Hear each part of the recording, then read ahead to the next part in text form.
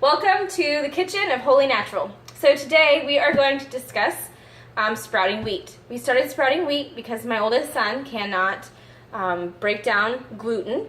And so we discovered something really, here, what my book? Really cool in this book. It's called Cultured Food for Life. It's one of my favorite cookbooks, so look it up.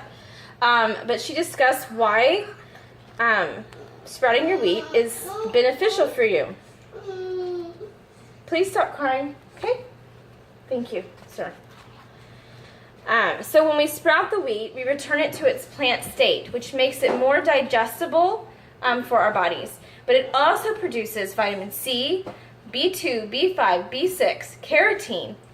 It even neutralizes the phytic acid, which is in all grains, which prevents us from absorbing other things like calcium, magnesium, iron, copper, and zinc. So sprouting your wheat is not only a great option, especially if you grind your own wheat or you like to eat cooked wheat cereals, but it's also really easy. So it will take me just a minute to show you this. It does take a few special tools to make it easier, but anybody can do this. So the first thing that I do is I soak my grains for 24 hours. I am using Kamut, K-A-M-U-T, because it's one of the ancient grains that hasn't been messed with so much, where your basic white and red wheats have been altered to include more and more gluten, that I prefer not to use those. Another good one to use is spelt or rye. But you can use whatever you have, but I'm using Kamut today. So this is what it looks like after it's sat for 24 hours. It gets a little foamy on top. It actually kind of smells like a sourdough. So whenever you're in the drying process, even though you're just drying the wheat, your whole house smells like baking bread anyway. So this is very simple. After it has sprouted for 24 hours, all it's going to look like, see if I can show you, is on the tips of the grain. I don't really know if you can see. There's a little white tip right on the end. Can you see that? That tells you it's ready, that it's sprouted. That's all you want. You don't want a long stem. This isn't sprouts like for a salad. And so all I'm going to do is I'm going to rinse it. I've got my colander here in the sink, and I'm just going to rinse all of the water off of it.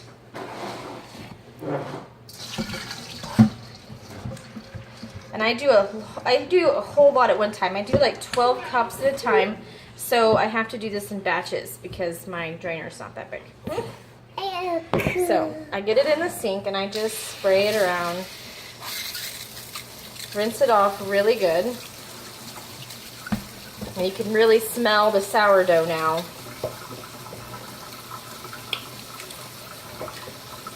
Let that water run through real good. Shake it out a bit. And then the other nifty tool to have is a dehydrator. If you don't have a dehydrator, you can use your oven. If you have a Pilot Light for a gas stove, use your Pilot Light. If you have an electric stove, sometimes they have a keep warm button. That's what you want to use. If you don't, set it on your lowest setting and just watch it, because you don't want to cook it. You really want to heat this around 135 degrees, which ovens most of the time don't really have a setting for that. So you kind of have to watch your oven. But if you have a dehydrator, if it's just the regular ones like from Walmart, circular ones usually, and they don't have temperature settings, a high setting should be just fine for wheat. I happen to have an Excalibur, and it has square trays and it has a temperature gauge. It also has these mesh sheets in them that make it really easy for putting my wheat on. So I'm going to move my camera so you can see what I'm doing over here. So this is what my dehydrator looks like. And I stick about 4 cups on each tray. So I'm just going to do this real quickly and move on, because you don't need to see me do all 12 cups of this. But this is how easy it is. I just soaked it for 24 hours and then I'll dry it for 24 hours. Okay, you want to spread it thin so that it dries quicker. Especially here in Hawaii, we have lots of humidity, so we have to make sure that things get completely dry or they will mold. Okay, so once I get it on my tray, I just scoot it in, and I'll go all the way down the rest of my trays. I'll fill them all up. I put my lid on, and I just simply turn it on to 135 degrees. I will finish that in a minute. But it's so easy and so simple. So once you have your dried grains, if I'm ready to make bread right away, we go ahead and we grind it. I do have a wheat grinder. There's different kinds of wheat grinders to get. You can get electric, you can get the hand ones if you want to do this. I think it's worth the investment. I've had my wheat grinder now for probably close to 10 years. Same one. So they work great. They last a long time. They're worth the investment. Just do your research and pick the best brand that works for you. And then after 24 hours, if I don't want to grind it right away, then I just stick it in a Ziploc and put it in the freezer until I'm ready to grind it. But that's also because of our humidity.